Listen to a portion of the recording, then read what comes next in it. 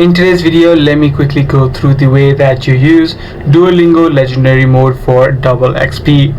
Now, in order to do this, you'll need to maximize the Duolingo XP by pairing it with a 15-minute or 30-minute 2 XP boost, which you can find inside of the Legendary Mode.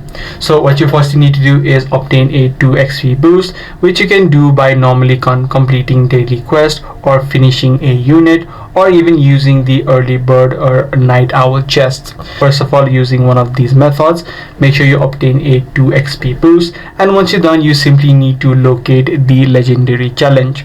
You simply need to navigate to the golden unit on the path and simply click on the purple icon that should be showing, which will then initiate a challenge, which is going to be a legendary challenge.